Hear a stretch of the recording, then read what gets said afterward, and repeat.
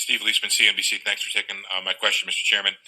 You talked about using 50 basis point rate hikes or the possibility of them in coming meetings. Might there be something larger than 50? Is 75 or a percentage point possible? And perhaps you could walk us through your calibration. Why 1 month or one meeting should we expect at 50? Why something bigger? Why something smaller? What is the reasoning for the level of the amount of tightening? Thank you. Sure. So 75 basis point in an increase is not something the committee is actively considering. What we are doing is we raised 50 basis points today, and we've said that, again, assuming that economic and financial conditions evolve in ways that are consistent with our expectations, there's a broad sense on the committee that additional 50 basis point increases should be on the table for the next couple of meetings. So we're going to make those decisions at the meetings, of course, and we'll be paying close attention to the incoming data and the evolving outlook, as well as to financial conditions. And finally, of course, we will be communicating to the public about what our expectations will be as they evolve. So the test is really just, as I laid it out, economic and financial conditions evolving broadly in line with expectations. And, I think expectations are that we'll start to see inflation, flattening out and not necessarily declining yet, but we'll see more evidence. We've seen some evidence that the core PCE inflation is perhaps either reaching a peak or flattening out. We'll want to know more than just some evidence. We'll want to really feel like we're making some progress there. But we're going to make these decisions, and there'll be a lot more information. I just think we want to see that information as we get there. It's a very difficult environment to try to give forward guidance 60, 90 days in advance. There are just so many things that can happen in the economy and around the world. So, we're leaving ourselves room to look at the data and make a decision as we get there. I'm sorry, but if inflation is lower 1 month and the unemployment rate higher, would that be something that we would calibrate towards a lower increase in the funds rate? Or I don't think 1 month is not no 1 month's reading doesn't tell us much. We'd want to see evidence that inflation is moving in a direction that gives us more comfort. As I said, we've got 2 months now where core inflation is a little lower, but we're not looking at that as a reason to take some comfort. I think we need to really see that our expectation is being fulfilled, that inflation, in fact, is under control and starting to come down. But it's not like we would stop. We would just go back to 25 basis point increases. It'll be a judgment call when these meetings arrive. But our expectation is, if we see what we expect to see, then we would have 50 basis point increases on the table at the next two meetings. Welcome to the Cryptoteacher. And guys, I come back with that video just to make you think. And we had Jerome in the house, and he definitely delivered. And they asked Jerome Powell, if things start to get too tight, are you going to stop? He said, no, we're going to keep going. We may drop down from 50 to 25, but we're going to keep going. Plus, we're going to roll off this balance sheet. Why, guys? Because we know they have to destroy this legacy market in order to bring up that digital economy. They have to destroy America to Babylon in order to bring up China, the dragon, and the digital yuan backed by that digital SDR. And we know the Cryptoteacher wrote about it a long time ago. Now, the stock market and cryptos were up. We know why cryptos were up, but the stock market was up because we know when Jerome is in the house, they like everything to look good. Biden was scheduled to do a meeting at 2 o'clock. They changed it to 11 a.m. They wanted Biden to be the distraction. Now, the conscious takeaways from this actual meeting is that it was live. No more behind the screens. And then also he talked about unemployment. And we know unemployment numbers are totally a lie. If you're not getting benefits and you're not working, you totally drop out the system. You're not counted. But he stated two interesting things. He stated that companies can't find employees. And he stated this in several meetings. Why is he stating this? Because this is going to be the excuse in order to bring in the robots. We can't find any employees, so we had to go to automation. And then he tried to bring in the supply chain on why inflation is so high. And we know who caused inflation, the Fed and Congress. They printed 20% of all money in existence in 1 year. What do you think that's going to happen? And guys, we know the only way to fix inflation, the only tool they have is to raise rates. That's the reason why they're going to keep the foot on the gas. But we know we're going to have a main event towards the end of the year. Plus, we always have a main event first quarter. And I'm looking at the government shutting down for a little while next year because we know they get to play the Hegelian dialectic because we know during midterms the Senate is definitely going to be taken over by the Republicans. And they're going to put their foot on the gas for the Hegelian dialectic. And don't forget I told you that starting of 2022 was going to be the beginning of some of the worst times in economic history. And it's only going to get worse until they finish the fourth industrial revolution. And then we have the rise of automation and cryptos. Remember, the NWO caused the problem. They wait for the reaction and run in with the solution. And what is that solution? That free money. That free money that's programmed to tell you what, where, and how to buy. No privacy. Remember, the blockchain gives the NWO the all-seeing eye. And remember, the crypto teacher told you because he knows. When it comes to the New World Order, it's all planned out. You have a wonderful day. I mentioned where you can see places where their demand is substantially in excess of supply, and what you're seeing as a result of that is prices going up and at unsustainable levels that are not consistent with 2% inflation. And so what our tools do is that as we raise interest rates, demand moderates and it moves down. Interest rates, businesses will invest a little bit less, consumers will spend a little bit less. That's how it works. But ultimately, getting supply and demand back in balance is what gives us 2% inflation, which is what gives the economy a footing where people can lead successful economic lives and not worry about inflation. I mean, so yes, there may be some pain associated with getting back to that, but the big pain is in not dealing over time, is in not dealing with inflation and allowing it to become entrenched. The Washington Post. To follow up from your message from the very beginning, what is your message to the American people about when they will start to feel the effects of, say, the 50 basis point rate hikes or multiple hikes? How do you explain to them what that does to their grocery bill or their rent or their gas bill? Thank you. So, the first thing to say is that we understand, and some of us are old enough to have lived through high inflation, and many aren't. But it's very unpleasant. It's just something people don't, when they experience it for the first time. You're paying more for the same thing. If you're a normal economic person, then you're probably don't have that much extra to spend, and it's immediately hitting your spending on groceries, on gasoline, on energy, and things like that. So we understand the pain involved. So how do you get out of that? And it's our job to make sure that inflation of that unpleasant high nature doesn't get entrenched. Do you think the Fed has a credibility problem? No, I don't. And a good example of why would be that.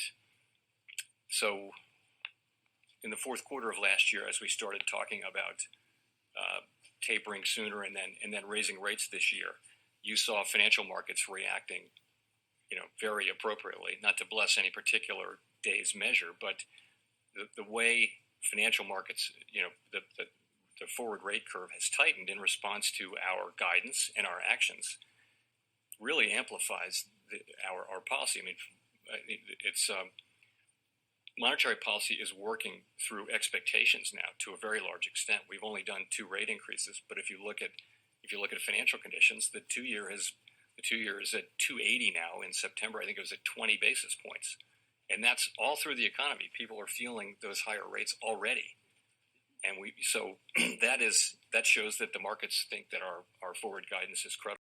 So you're right. 3.6% unemployment is just about as low as it's been in 50 years. And I would say that I expect, and committee members generally expect, that we'll get some additional participation. So people will be coming back into the labor force. We've seen that particularly among prime age people. And that will, of course, tend to hold the unemployment rate up a little bit. I would also expect, though, that job creation will slow. Job creation has been at more than 500,000 per month in recent months, very, very strong, particularly for this stage of the economy. And so we think with fiscal policy less supportive, with monetary policy less supportive, we think that job creation will slow as well. So it is certainly possible that the unemployment would go down further.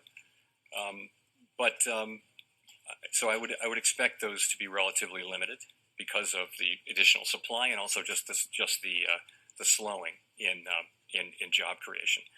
Implications for inflation, really the wages matter a fair amount for companies, particularly in the service sector.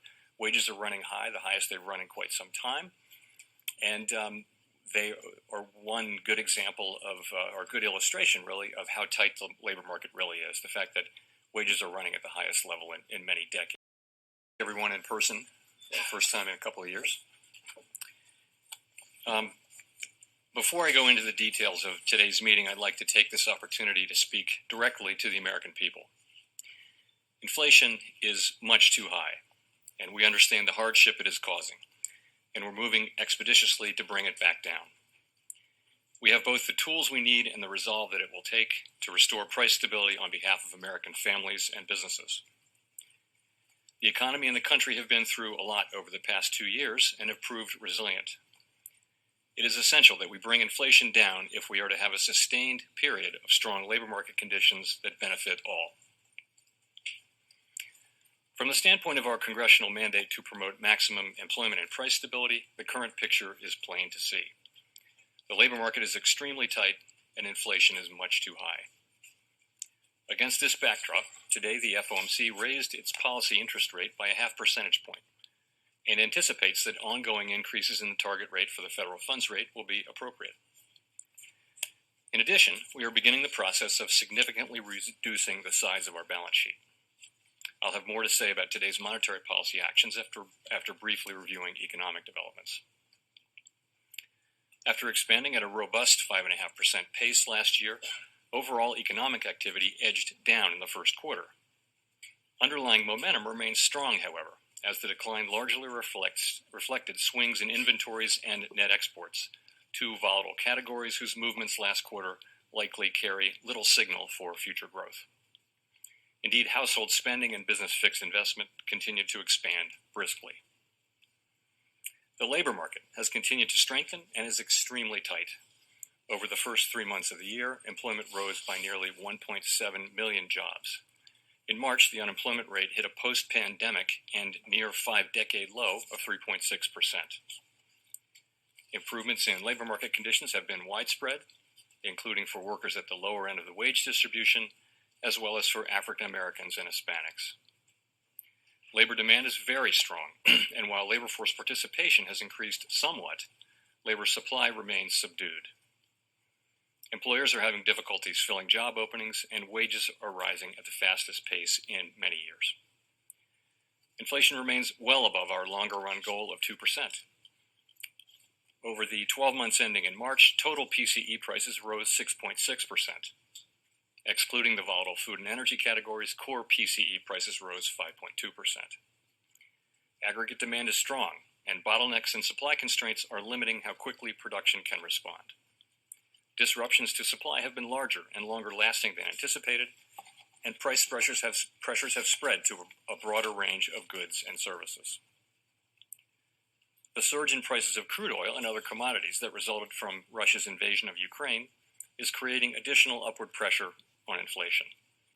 And COVID-related lockdowns in China are likely to further exacerbate supply chain disruptions as well. Russia's invasion of Ukraine is causing tremendous loss and hardship, and our thoughts and sympathies are with the people of Ukraine. Our job is to consider the implications for the U.S. economy, which remain highly uncertain. In addition to the effects on inflation, the invasion and related events are likely to restrain economic activity abroad and further disrupt supply chains, creating spillovers to the U.S. economy through trade and other channels. The Fed's monetary policy actions are guided by our mandate to promote maximum employment and stable prices for the American people. My colleagues and I are acutely aware that high inflation imposes significant hardship, especially on those least able to meet the higher costs of essentials like food, housing, and transportation. We are highly attentive to the risks that high inflation poses to both sides of our mandate, and we're strongly committed to restoring price stability. Against the backdrop of the rapidly evolving economic environment, our policy has been adapting, and it will continue to do so. At today's meeting, the committee raised the target range for the federal funds rate by a 0.5 percentage point and stated that it anticipates that ongoing increases in the target range will be appropriate. We also decided to begin the process of reducing the size of our balance sheet, which will play an important role in firming the stance of monetary policy. We are on a path to move our policy rate expeditiously to more normal levels, assuming that economic and financial conditions evolve in line with expectations. There is a broad sense on the committee that additional 50 basis point increases should be on the table at the next couple of meetings. We'll make our decisions meeting by meeting as we learn from incoming data and the evolving outlook for the economy. And we will continue to communicate our thinking as clearly as possible. Our overarching focus is using our tools to bring inflation back down to our 2% goal. With regard to our balance sheet, we also issued our specific plans for reducing our securities holdings. Consistent with the principles we issued in January, we intend to significantly reduce the size of our balance sheet over time in a predictable manner by allowing the principal payments from our securities holdings to roll off the balance sheet, up to monthly cap amounts. For Treasury securities, the cap will be $30 billion per month for 3 months and will then increase to $60 billion per month. Monthly cap will include Treasury coupon securities, and to the extent that coupon securities are less than the monthly cap, Treasury bills. For agency mortgage-backed securities, the cap will be $17.5 billion per month for 3 months and will then increase to $35 billion per month. At the current level of mortgage rates, the actual pace of agency MBS runoff would likely be less than this monthly cap amount. Our balance sheet decisions are guided by our maximum employment and price stability goals, and in that regard, we'll be prepared to adjust any of the details of our approach in light of economic and financial developments. Making appropriate monetary policy in this uncertain environment requires a recognition that the economy often evolves in unexpected ways. Inflation has obviously surprised to the upside over the past year, and further surprises could be in store. We therefore will need to be nimble in responding to incoming data and the evolving outlook. And we will strive to avoid adding uncertainty to what is already an extraordinarily challenging and uncertain time. We are highly attentive to inflation risks. The committee is determined to take the measures necessary to restore price stability. The American economy is very strong and well positioned to handle tighter monetary policy. To conclude, we understand that our actions affect communities, families, and businesses across the country. Everything we do is in service to our public mission. We at the Fed will do everything we can to achieve our maximum employment and price stability goals. Thank you, and I look forward to your questions. I want to ask how you're able to balance your dual mandate, stable prices, and maximum employment, especially when the unemployment rate for Black workers is still roughly twice the rate for white workers. So, unemployment rates for all racial groups have come down a lot and are now much closer to where they were before the pandemic hit. So that's one thing I would say, and that's important. But the bigger point is this: I do not at this time see the two sides of the mandate as in tension. I don't, because you can see that the labor market is out of balance. You can see that there's a labor shortage. There aren't enough people to fill these job openings, and companies can't hire, and wages are moving up at levels that would not over time be consistent with 2% inflation over time. And of course, everyone loves to see wages go up, and it's a great thing, but you want them to go up at a sustainable level because these wages are to some extent being eaten up by inflation. So what that really means is to get the kind of labor market we really want to get, we really want to have a labor market that serves all Americans, especially the people in the lower income part of the distribution, especially them. To do that, you've got to have price stability. And we've got to get back to price stability so that we can have a labor market where people's wages aren't being eaten up by inflation, and where we can have a long expansion too. That's the good thing, is you can have, as we have, we've had several of the longest expansions in U.S. history have been in the last 40 years, and that's because it's been a time of low inflation. And long expansions are good for people and good for the labor market. We're going to a different economy, and we're going to be learning more about that as we go. But clearly, we're learning that things can be done from remote locations. We're learning that technology can replace people even more than we thought. We're not going back to the same economy. We're recovering, but to a different economy, and it'll be one that is more leveraged to technology. And I worry that that is going to make it even more difficult than it was for many workers. In Silicon Valley, and my friends who work in technology know that what we did to the manufacturing workers, we are now going to do to the retail workers, the call center workers, the fast food workers, the truck drivers, and then even bookkeepers, accountants, insurance agents, lawyers, and on through the economy.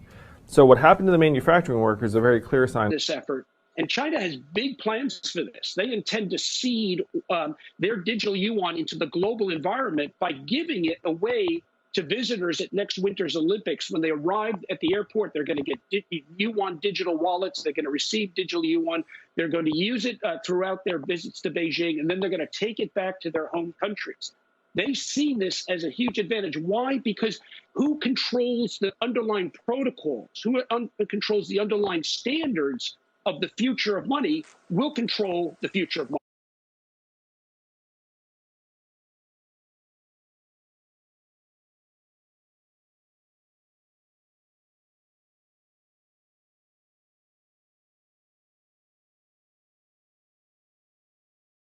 Powerful person in the world is the storyteller.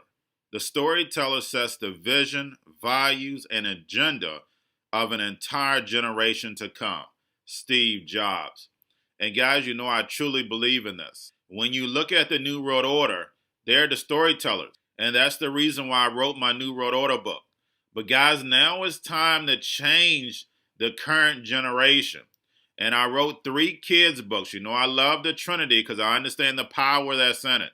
So I have 3 books. We have an opportunity to change the generation, to educate, not just me, but I want to show you that I take action on a daily basis. And I want you to take action on a daily basis. Whether it's your job, whether it's in your community, we have an opportunity right now to educate the masses. I posted this on my Twitter account. Please share, but this is a short clip of the 3 books. There's going to be a clothing line and action figures. Please get these books for your kids, nephews, cousins, friends, so therefore we can start the re-education now. Because as we see, the 4th Industrial Revolution foundation is definitely here. Robots, algorithms, drones, taking humanity out the picture. We have to re-educate. But let's get into the video. Part 1. King Joshua and Grandma Tam save the village. Part 2. King Joshua and Grandma Tam save New York. From COVID-33. Part 3. King Joshua and Grandma Tam goes to China. It's mandatory to get part 1, part 2, and part 3 of this series. It's time to re-educate Generation Z.